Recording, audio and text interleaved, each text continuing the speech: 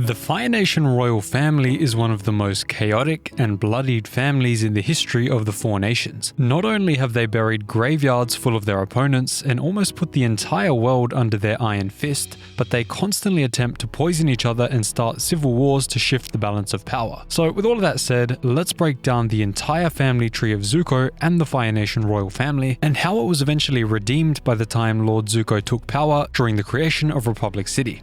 Now, originally after the first unification of the Fire Isles, the Fire Nation was ruled by a group of Fire Sages with the Fire Lord at the head of those Fire Sages. But eventually the Fire Lord gained more and more power over time and eventually split off from the Fire Sages and became the one and sole ruler of the Fire Nation, with his family becoming the rulers forevermore. And the Fire Sages were then relegated to being the servants of the Avatar instead of serving the Fire Nation, and that is how they lost their power. So with all of that said, let's begin from the very first of these newly formed and independent Fire Lords, or at least the first one we have on record, and that is Fire Lord Zuko.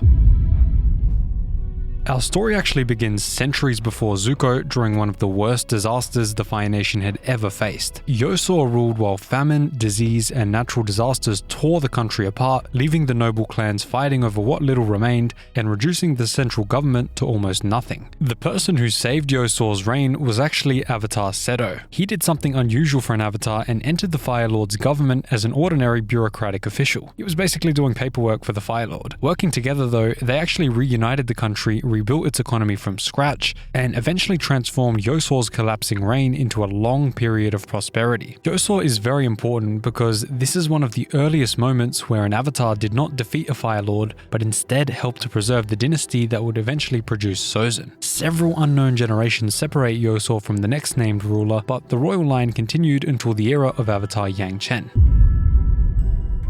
Fire Lord Cheru. Cheru was physically powerful, impulsive, and far more interested in travel, nature, and his own appetite than careful government. His reign was remembered for enormous harvests, earning him the name Chayu of the Green Fields. Although he personally had very little to do with that prosperity, his family life was much less peaceful. He had an illegitimate firstborn son named Cheru with his mistress Huazhou, and then a legitimate son named Zoryu with his wife Azulon. Unfortunately though, she died while giving birth. Cheru eventually expelled Cheru from the royal family and sent him to live among the Fire Sages, making Zoryu his official successor. In trying to bury one branch of the family, Cheru created a rivalry that would explode almost immediately after his death.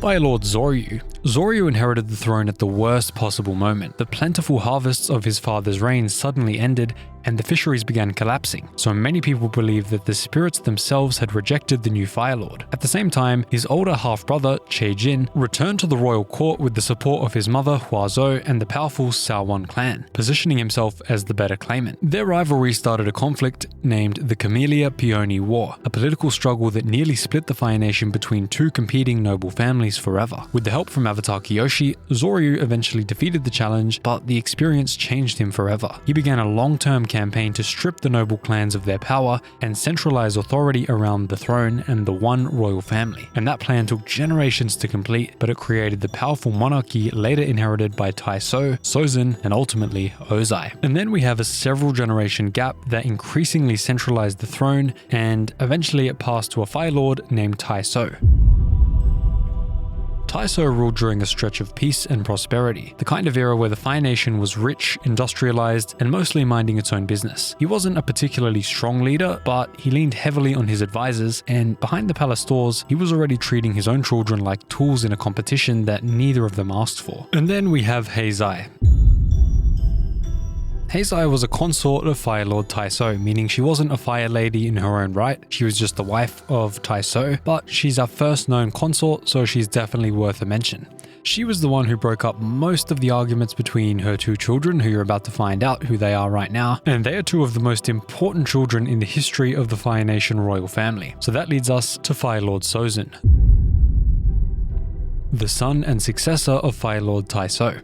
Sozin took the throne after his father died, and this is where most fans have actually met the family on screen. He had a best friend growing up named Roku, who happened to become the Avatar, and for years they were close, practically brothers, until Sozin's hunger for power outgrew the friendship. When a volcano on Roku's home island erupted and trapped him in poisonous gas, Sozin had the chance to save him and simply chose not to. He let his oldest friend die because it cleared his path forward for the war that he had already been planning. Not long after this, this, he sent armies to wipe out the air nomads entirely. Everything that follows in this family, including every war and every betrayal, all starts with this one man's choice to make the Fire Nation the imperial power of the Four Nations. And that leads us over to Princess Zai-san, Sozin's sister.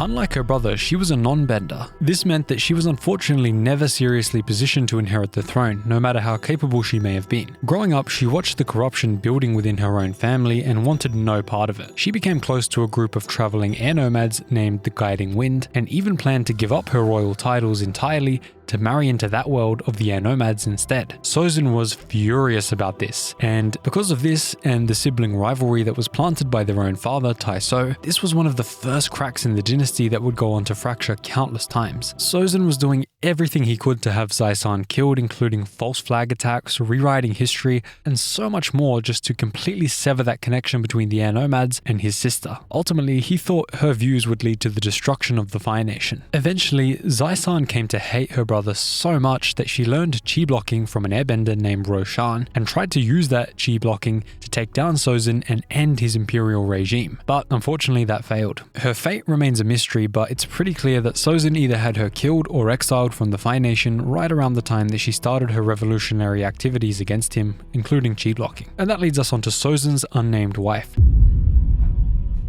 She served as the consort to Sozin and the mother of Fire Lord Azulon. Of course, she was not a reigning Fire Lord herself, but she married into the royal line and gave birth to Sozin's son and successor Azulon. Her name has never been recorded in the canon, and that absence has given many fans a lot of room to theorize. The most common interpretation is that this was a political match rather than a romantic one, similar to Ozai's marriage in the comics. And some people have even pointed out that there is a lot of irony to a man being so obsessed with being remembered as a visionary in the history books, not even managing to have his own wife's name preserved in those history books. But what we know for certain is that she gave Sozin a son named Azulon, and he would eventually inherit the throne.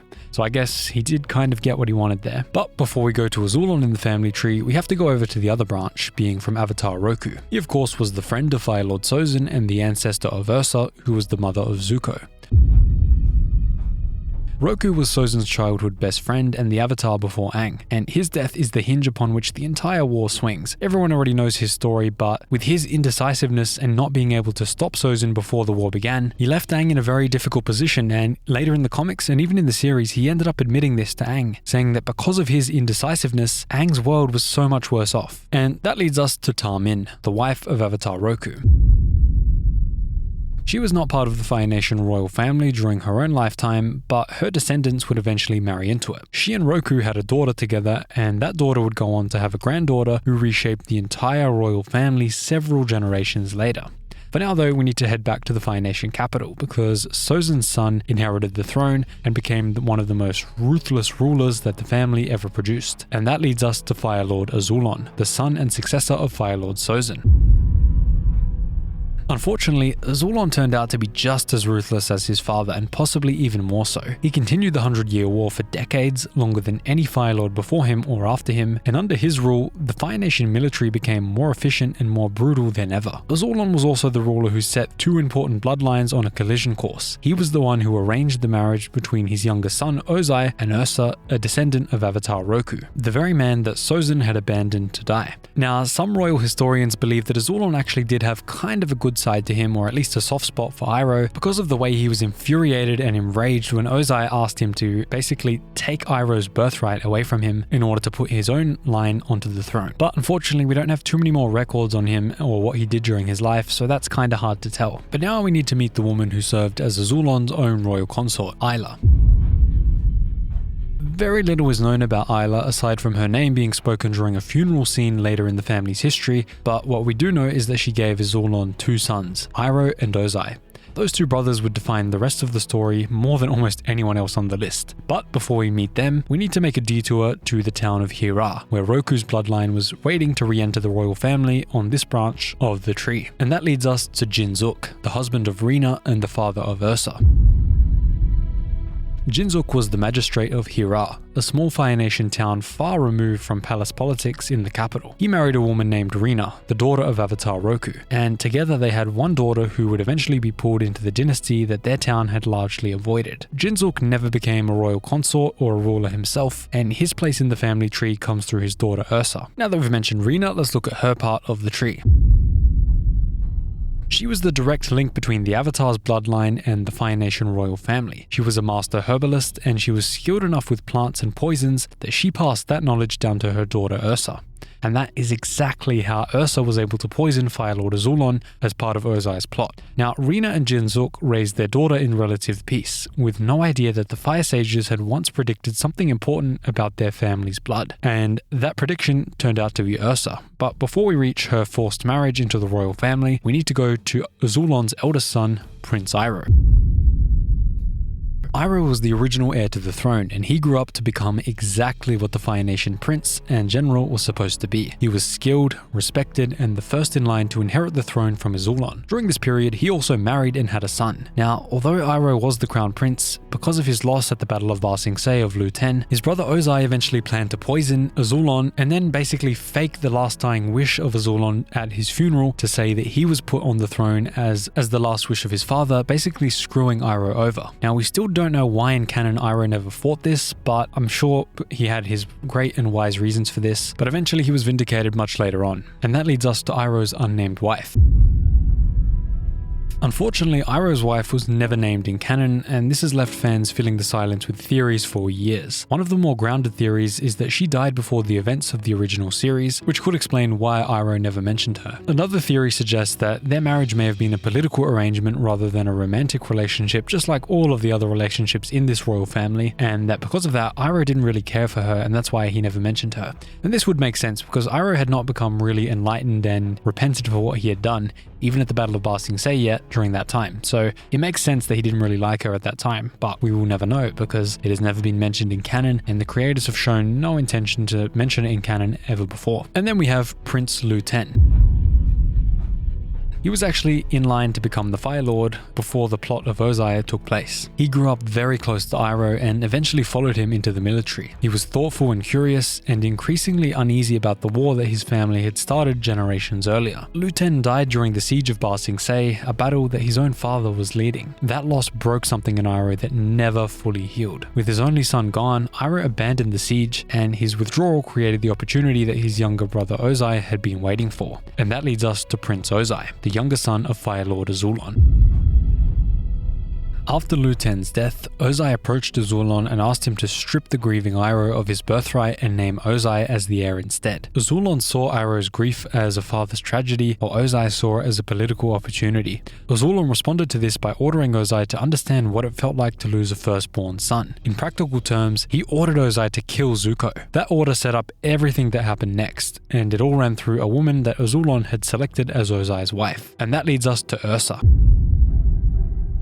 Ursa is where Roku's bloodline reconnects with the royal family. After the whole incident with Azulon and Ozai, Ursa used her herbal knowledge passed down by her mother to create an untraceable poison for Azulon. Ozai would take the throne because of this poison and Zuko would live, but Ursa would have to leave the palace forever because Ozai feared that she could use that poison on him. And then after Azula died, Ursa returned to Hira in exile and reunited with her former fiancé, who she was going to marry before Ozai took her for the arranged marriage, and was now living as a man named Noren after trying to hide from Ozai for all those years and receiving a new face from the Mother of Faces spirit. Ursa later asked that same spirit to erase her memories and change her face, becoming a woman named Noriko. During this time of having no memories of Zuko or of the royal family, she married Noren and had a kid named Kiyi. Years after the main series, Zuko and Azula found her during the Search comics, and the Mother of Faces restored Ursa's original appearance and her memories. She then reconciled with Zuko and confronted the pain between herself and Azula, and later returned to the capital with Noren and Kiyi once Zuko was the Fire Lord. And then returning to the main central branch, we follow Zuko after he becomes the Fire Lord. His first major crisis came from the Fire Nation colonies. Zuko originally agreed to return them to the Earth Kingdom, but changed his mind after seeing communities where Fire Nation and Earth Kingdom families had lived together now for generations. The conflict nearly caused another war, but ultimately led to the creation of the United Republic on the cities of Cranefish Town and Yu Dao. with the help of Avatar Aang, they both did all of the groundwork to create the political, legal, and infrastructure systems for Republic City to grow into the metropolis that it later became during the time of Korra. During this time, Zuko also became afraid of turning into Ozai again and asked Aang to stop him and kill him if that ever happened. He later searched for Ursa and brought her second family back to the capital with him, and then he survived a plot by a group known as the New Ozai Society, who believed that he was far too weak and nothing like his father, and they wanted to restore Ozai to the throne, but Zuko beat them. He eventually abdicated in favor of his daughter Azumi,